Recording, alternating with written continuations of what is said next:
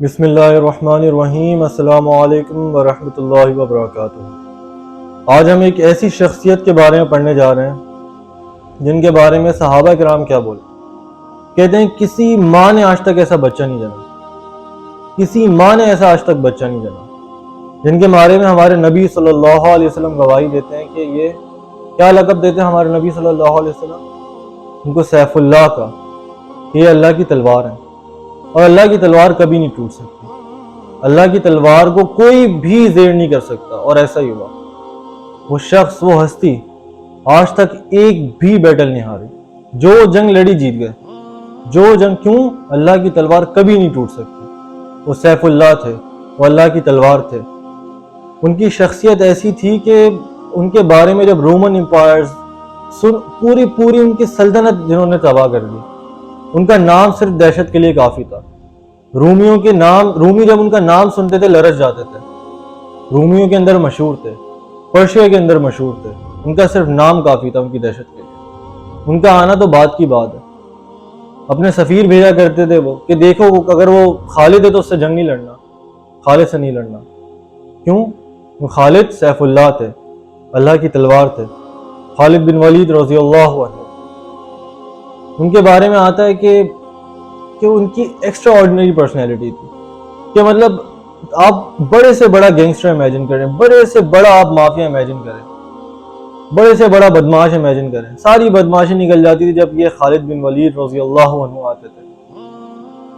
مطلب ان کے ڈائلاگس کہ جب رومن امپائر ان سے پوچھتے ہیں کہ تمہیں کیا چیز لے آئی ہے یہاں پہ، کیونکہ مسلمان تعداد میں کم ہوا کرتے تھے۔ اور کیونکہ مسلمان اپنے قوت ایمانی، طاقت ایمانی کے بنا پہ جیتا کرتے تھے۔ وہ تعداد میٹر نہیں کرتی۔ تعداد میٹر کرتی تو بدر کی جنگ کیسے ہوتی؟ تعداد میٹر کرتی تو بدر کی جنگ کیسے ہوتی؟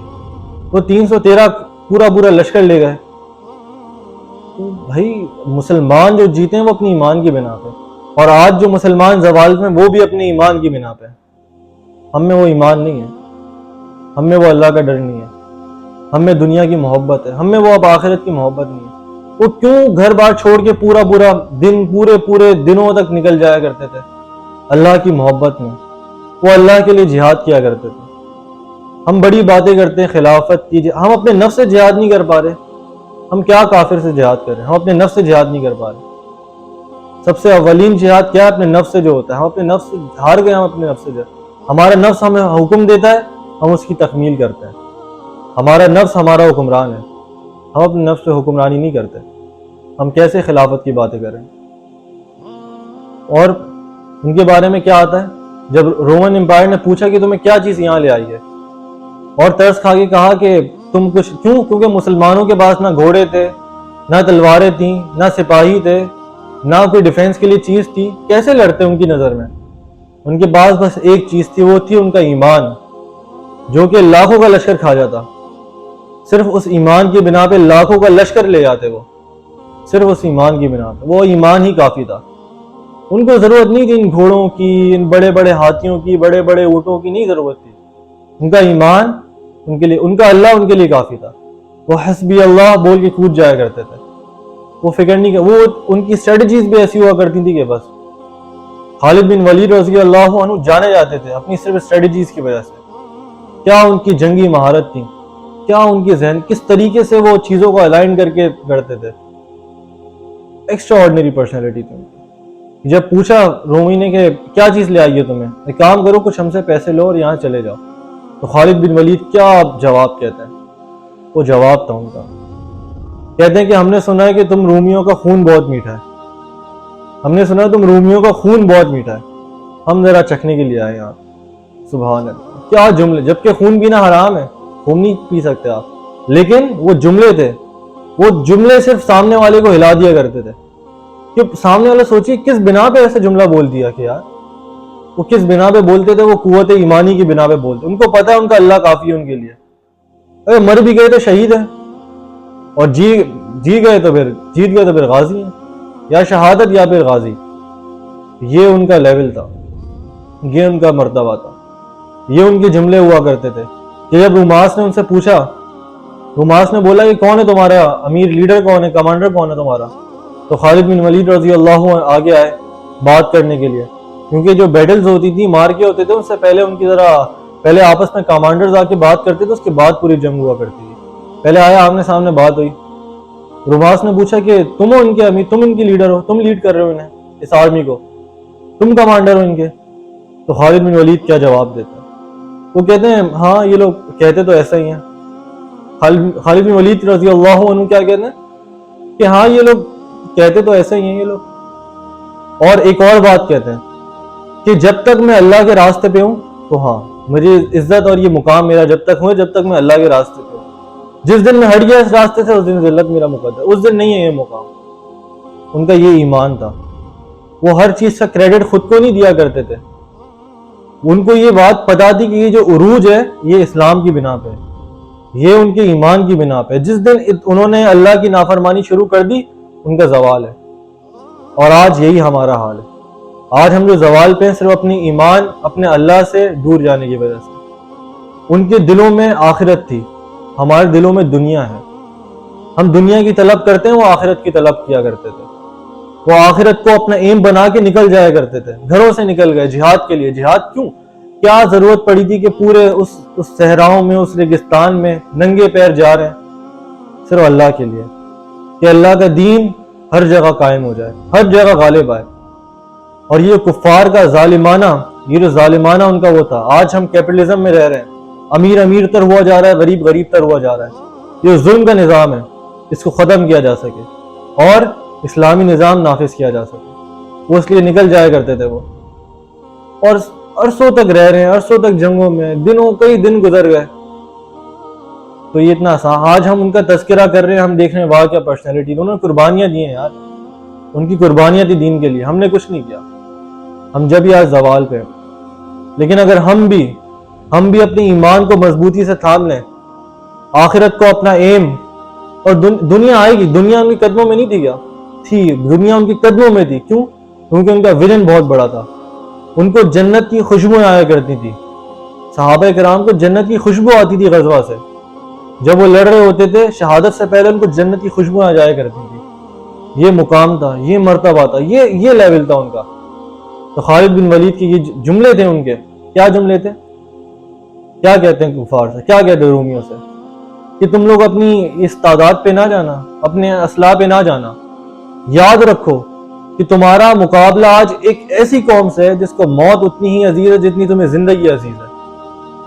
کیا سبحان اللہ، کیا کہتے ہیں؟ اس قوم کو آج تمہارا ایک ایسی قوم سے مقابلہ ہے جس کو موت اتنی ہی عزیز ہے جتنی تمہیں زندگی عزیز ہے۔ جس کو موت اتنی عزیز ہے اس سے کیا لرز نہیں جائیں گے وہ لوگ؟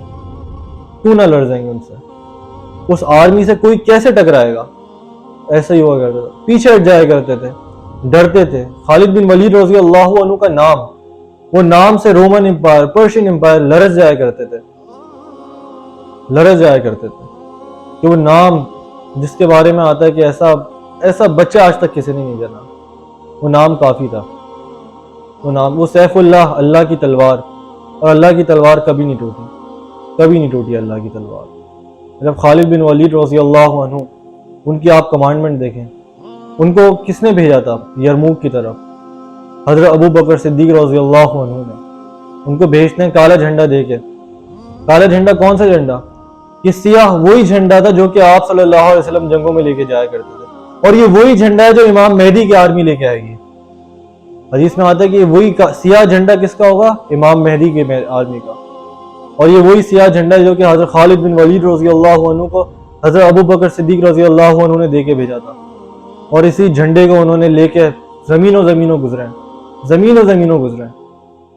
اور وہ جب جھنڈا دے کے بھیجا ہے، اس وقت حضرت شرجیل رضی اللہ عنہ کی آرمی سے ٹکراؤ جاری ہے، رومیوں سے لڑ رہے ہیں وہ۔ اور تعداد کیا تھی ان کی؟ تعداد کے بارے میں آتا ہے کہ وہ جب لڑ رہے تھے تو مسلمان گویا ایسے تھے جیسے کہ آٹے میں نمک۔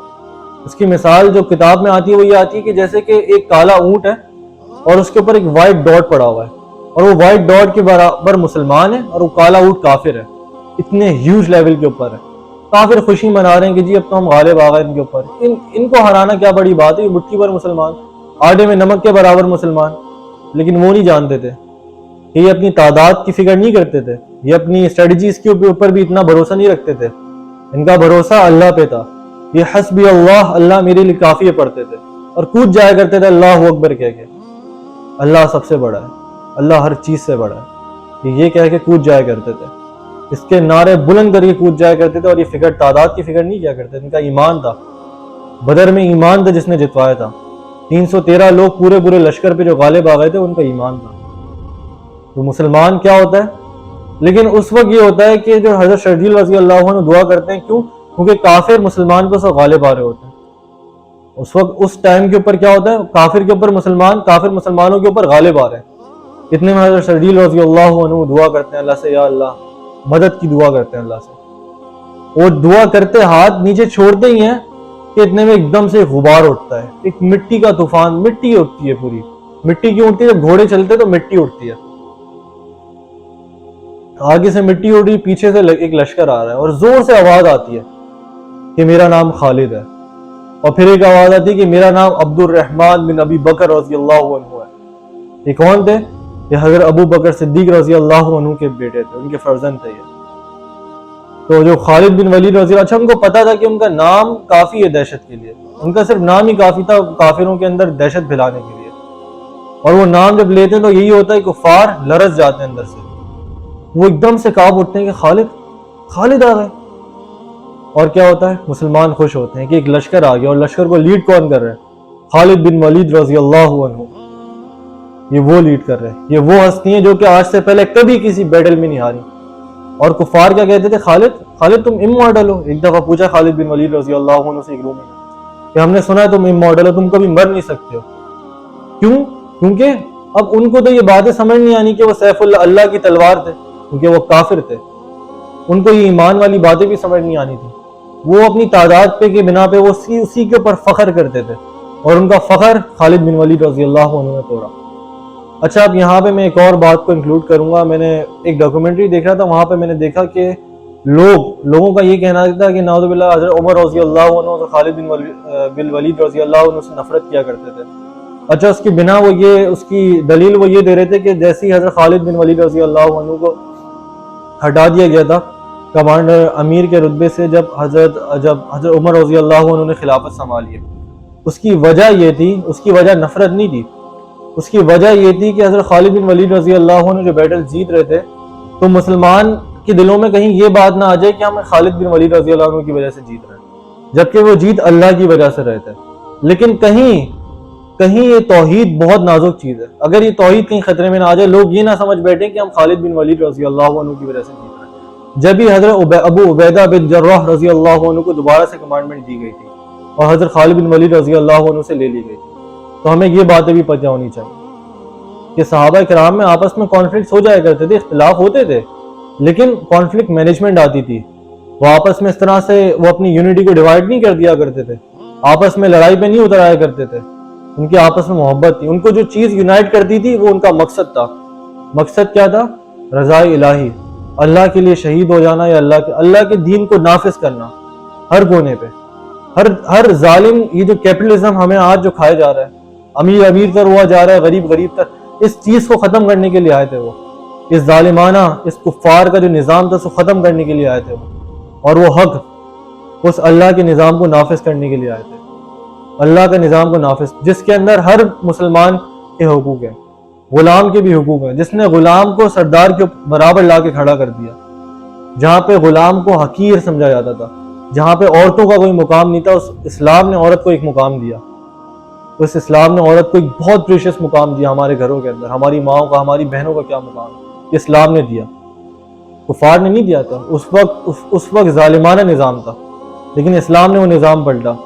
اور اسلام اندھیروں میں روشنی کی طرح تھا، روشنی لے کے آیا.